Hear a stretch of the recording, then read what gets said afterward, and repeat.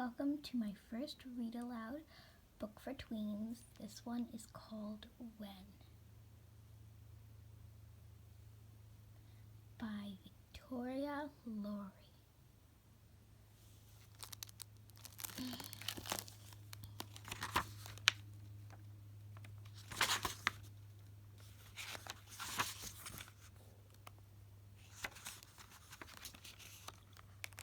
Prologue. I'm not exactly sure when I first started seeing the numbers. My earliest memories are filled with snatches of familiar and unfamiliar faces, each with a set of small black digits floating like shadows just above their foreheads. The clearest first memory I have of them seeing comes from a muggy summer morning when Dad was sitting across the table from me, already dressed for his mid-morning shift. I remember the blue of his shirt perfectly matching the color of his eyes. That morning, the city traffic was loud, streaming in through windows fully open to allow for even the faintest breeze. I was probably 3 or 4. 4, I think, and he was showing me on a piece of paper how to draw numbers and what to call them. I already knew my shapes. Circle, square, triangle, so I picked up on the lesson really fast and thought Dad was finally revealing the secret of why those little figures kept hovering right above everyone's foreheads. He taught me 1, 2, 3. I was so excited. But the elusive number was 9. We went through so many others to get it, and finally it had a name. I remember repeating it out loud, the last piece of the puzzle in place. I pointed to him triumphantly and shouted, 9, 2, 3, 2, circle, circle, 4. Then I laughed and remembered thinking he'd be so proud of me for saying his numbers back to him. But when I'd settled down, I saw that he had the most puzzled look on his face. He was smiling with me, but also confused. The memory is bittersweet.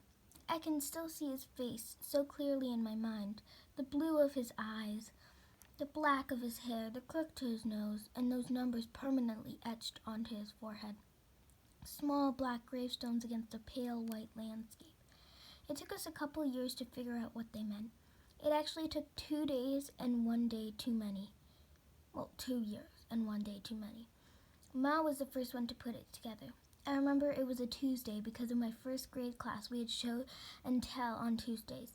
Denny Beaumont, 10/14/2007-2074, had brought her collection of Beanie Babies for us to pass around and holding it greedily while Mrs. Lucas, 2/12/2041, had to leave the circle to answer the classroom phone, and almost before she turned to stare back at me with wide eyes, I knew something bad was happening at my home. She rushed me into my coat and told me to go with my Uncle Donnie, 9/30/2062, who was waiting for me in the principal's office. I hurried down the hall to him, and the moment he saw me, he scooped me up into his arms and ran to his car.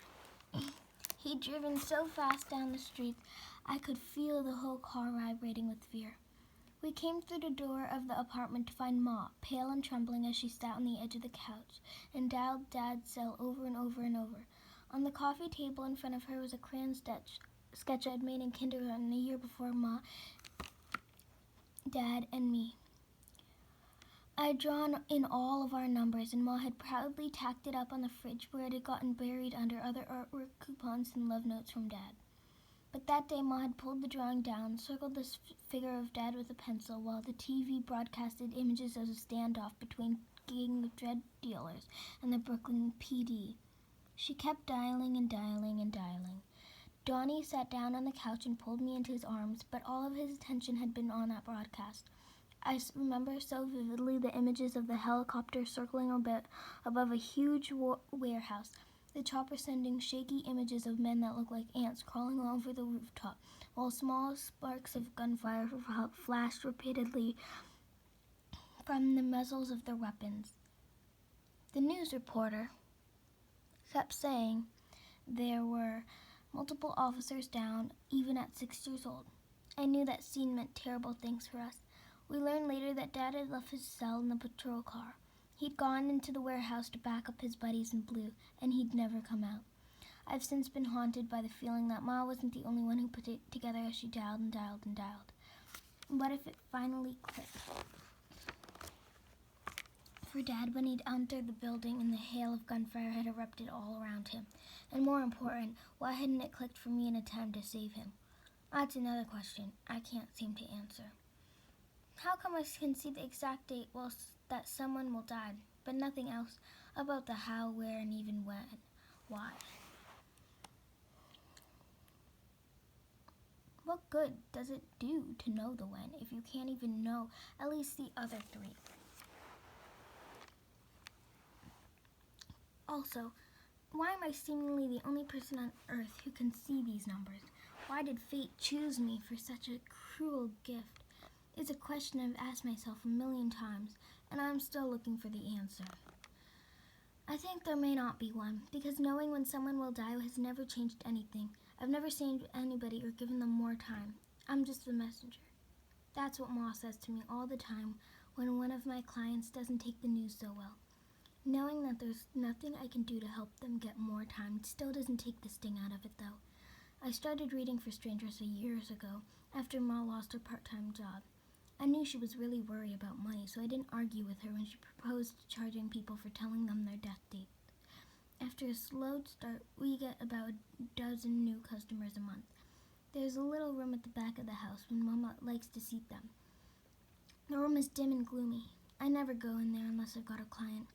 When I do a reading, I have to focus on the forehead of the subject in question, and the numbers themselves are always the same kind of small, less than half an inch in size.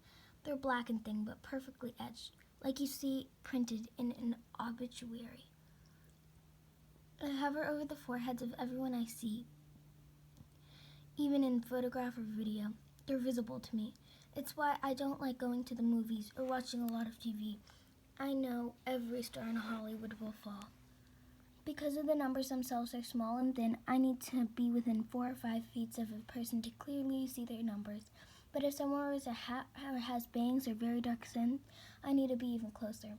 Beyond 5 feet, the dates get fuzzy and start to look like wispy dots, unsightly smudges on otherwise unmarred faces.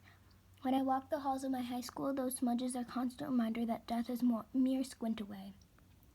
I try not to think about the people who don't have a lot of years left, but it's really hard.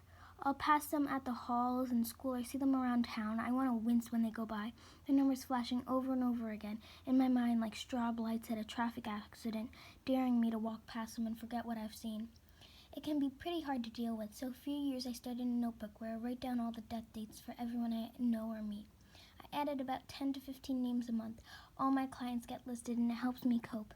When I first started seeing the numbers, these death dates, they ran as one long string, but now my mind's put in the dashes.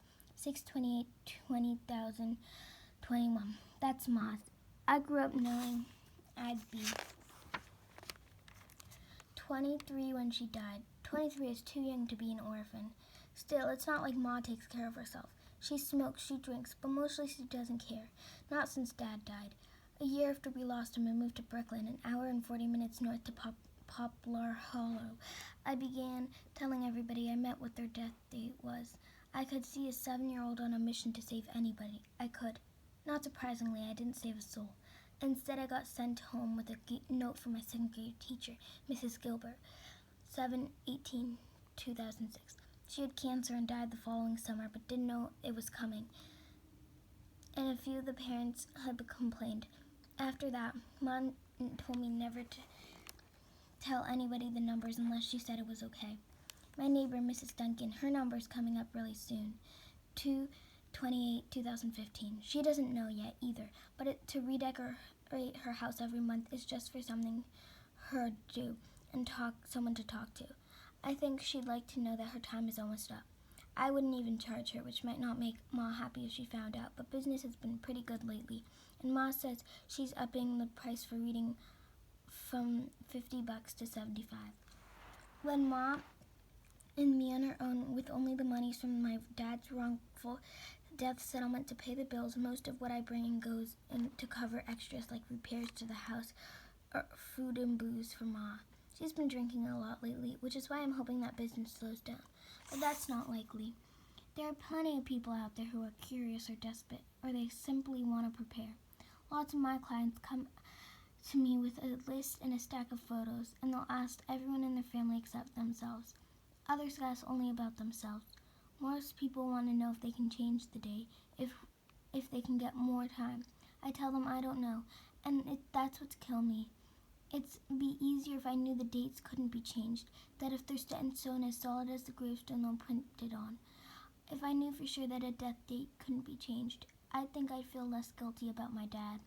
Then I look at my mom, and I see her leaving me in only 6 years, and a weight settles onto my chest that makes it hard to breathe.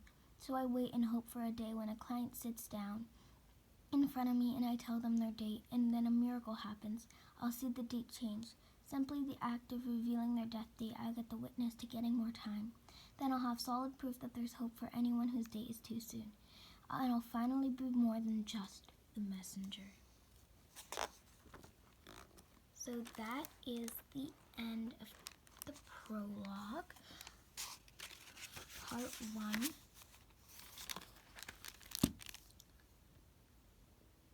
So see you next time.